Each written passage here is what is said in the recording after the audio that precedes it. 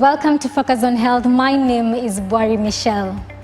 October is the Breast Cancer Awareness Month, and today in our cancer series we demystify breast cancer, which not only affects women but also men in our country.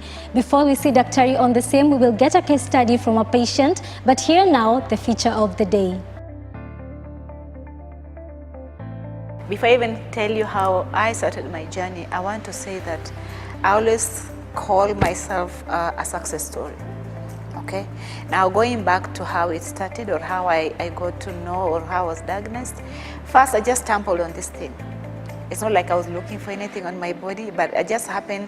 I've never really gotten to know what I was doing, but I think I was stretching my hands, and then somehow I touched something on this part of me, and I told a friend of mine, Sherry, guess what?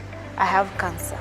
And she was like, how can you even think about that? I said, yeah, I felt something here. So when she tried to feel it, it wasn't there. But I was very sure it felt something. And then I remember having read somewhere that don't allow any lump or any swelling to be in your body. So that is how I stumbled on it. And I remember it was a Friday. So she gave me some pamphlets from Mater Hospital. She asked me to read, and I was like, no, I can't read, I'm not interested. But then on Saturday, I called Mater Hospital, and they told me, yeah, they run breast clinics, and that happens only on Wednesdays between 9 and 12. Then I was like, okay, I think I'll be there on Wednesday. And so I go there on Wednesday, and I'm late, and the doctor says, no, the girls at the reception tell me, the clinic is over unless you plan to come the following week. And I'm like, I can't go home. I haven't slept since Friday. Friday, Saturday, Sunday, Monday, Tuesday, Wednesday. I was counting those days, and I was like, I haven't slept, and I'm not going back home like this. Where's the doctor? And they said the doctor is actually packing to leave.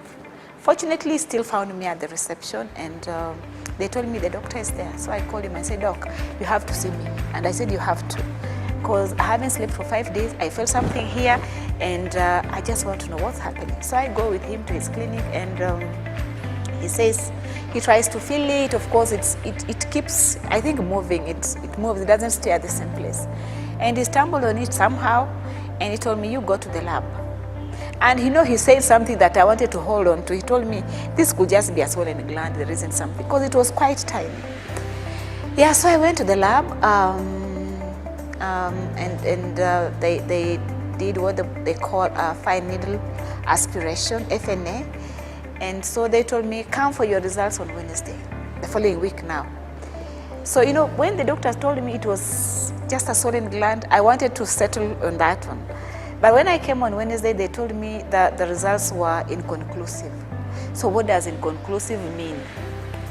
Okay, they told me they can't tell if I had cancer or if I didn't have, because the results were not clear. So I asked my doctor, what else? He tells me, we need to redo the same thing. Then I asked, really, do we have another option? He told me the only other option is to go for surgery. I called my sister and told her this is what is happening. I could hear her scream on the other side. I switched off my phone. I took my time to tell my mom. So I am a single mother. Things had happened in my relationship just, I think, the previous year. So it's, I was just on my own, but now I was getting support from my sis. So it wasn't easy. The journey was very difficult for me, because I had lost my job. Okay, the company had closed, so I didn't have any finances. It was difficult. And that's why I'm saying I just went through the treatment by the grace of God. There are 4 friends of mine who supported me. There is Stella, there is Sherry. That friend of mine was with me when I stumbled on that. And then there was my sister and her husband. They are the ones actually who stood by me, and my mom, of course. So they are the ones who ensured every time I went for treatment, I had the medication. And we used to buy medicine like a day before, so I could buy my treatment, my medication on Wednesday. It stays in the fridge overnight. And then early in the morning, 7 o'clock or 6, I'm at Kenyatta. Because my doctor told me you can't do it at Mater. It was going to be very expensive. So I had my chemo done at Kenyatta. It wasn't a nice experience. It wasn't, going there and finding people from all walks of life, people with different kinds of cancer, And then we are queued, I remember there used to be a blue bench. and people would tell their stories, harrowing experiences. And the first time I went there, I had been told, you throw up, throw up, throw up, you throw. So I was waiting for that. But I got my jab. They just used to give us a jab. How was it? They used to, yeah, something like this. And then I would go home. So I went home waiting to throw up.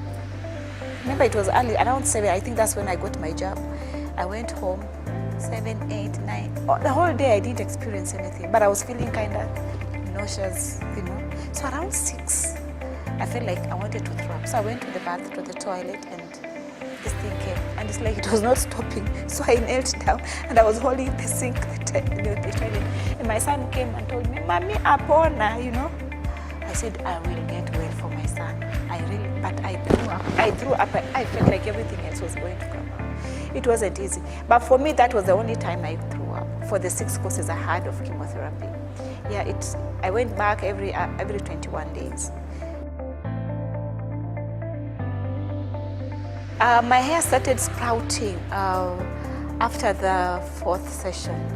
So I had those small hairs, you know, that hair that looks like paka, you know, small things. But when I did this, it would fall off, you know, again. You know, my hair was smooth, kipara, you know, smooth all the way, you know, the way they say but is smooth. Yeah, I was smooth like that everywhere. Every hair had fallen off.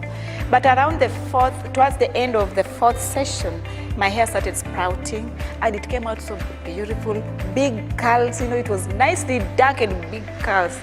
And it was nice, yeah. So that is when it started growing. By the time I was finishing my 6th session of chemotherapy, my hair was on. I mean, I had my hair. I used to go for my session after every 21 days. Okay. So towards the end of the 21 days of the 4th session, my hair had started sprouting.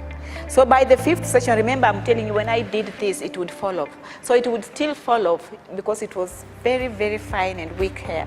It would still fall off, but towards, okay, by the 6th session, before now the 6th session, I had hair on my head. Very nice, black, dark, curly, thick hair. You'd have thought I had put some relax or something like blowout, you know. Very nice curls, very, very nice. Towards the end of the same year, 2005, I'm talking about December, I was good and just hit the road to live my life again.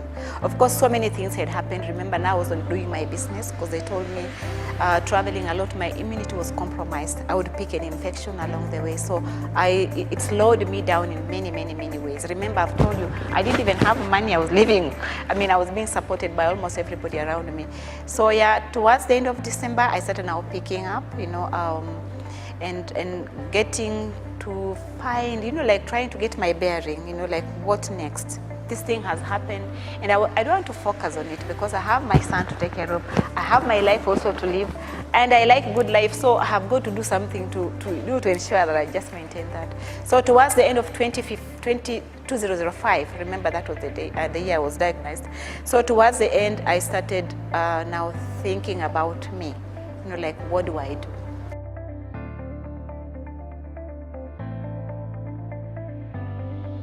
My friends were always there. The ones I was clubbing with, they would ask me, "Uko sawa leo, can we go?"